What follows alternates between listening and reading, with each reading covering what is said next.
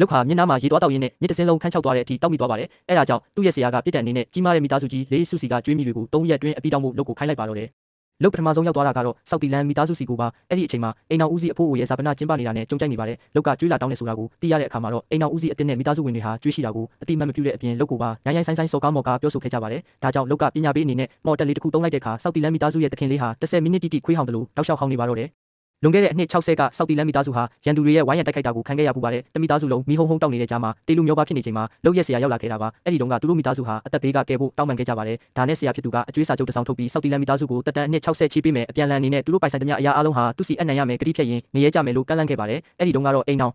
ဦးစီးဟောင်းဟာအသက်ဘေးကလွတ်မြောက်ဖို့အတွက်ဘာမှမစင်စားပဲလက်မှတ်ထိုးခဲ့တာကြောင့်လောင်မြိုက်နေတဲ့မိတွေဟာချက်ချင်းငြိမ်းသွားခဲ့ပါတယ်။အခုအနှစ်60ကြာတဲ့အခါမှာတော့ဒီအကျွေးကြောင်းကိုအိမ်ထင်းကြီးတယောက်ပဲမှတ်မိပါတော့တယ်သူကစေတနာနဲ့တတိပေးပေမဲ့လည်းအိမ်အောင်ဦးစီးအစ်ကသူ့ကိုမိသားစုအပေါ်တစ္ဆာဖောက်တယ်လို့ဆွဆွဲခဲ့ပါတယ်ပြီးတော့အတိတ်ကကိစ္စတွေဟာသူ့နဲ့မဆိုင်ဘူးလို့မောက်မောက်မာပြောဆိုပြီးလုတ်ကိုတော်လာတန်တရွက်ပြစ်ပေးကနှိထုတ်ခဲ့ပါတယ်မိသားစုဝင်တွေကလည်းလုတ်ကိုအမြန်ထွက်သွားဖို့ဝိုင်းမောင်းကြပါတယ်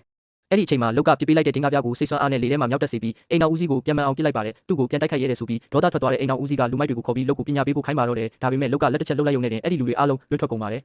လုတ်လည်းစိတ်ရှိတိခန့်နိုင်စွမ်းကုံဆုံးသွားပြီးအကျွေးပြန်ဆက်ဖို့တောင်းဆိုပါတယ်ဒါပေမဲ့အာနာမမောတဲ့အိမ်အောင်ဦးစီးအစ်ကသူ့ကိုစိန်ခေါ်လာတဲ့လုတ်ကိုအလွတ်မပေးဘဲမိသားစုရဲ့ထိတ်တန့်လက်ယုံတွေကိုပါခေါ်ထုတ်လာပါတယ်စကားပြောရုံနဲ့မရတော့ဘူးဆိုတာသိသွားတဲ့လုတ်ကအကျွေးစာချုပ်ကိုထုတ်လိုက်ပြီးချက်ချီခန့်အနီတစ်ခုဆွဲလိုက်ပါတယ်ချက်ချင်းဆိုသလိုပဲကောင်းကင်ယံမှာမိုးတိမ်တွေမှောင်ကျလာပြီးလျှက်စီးတွေလက်လာကလုတ်ကိုရံမှုတဲ့သူတွေကိုလျှက်စီးတွေဝိုင်းပစ်ပါတော့တယ်နောက်ဆုံးမှာတော့စောက်တီလန်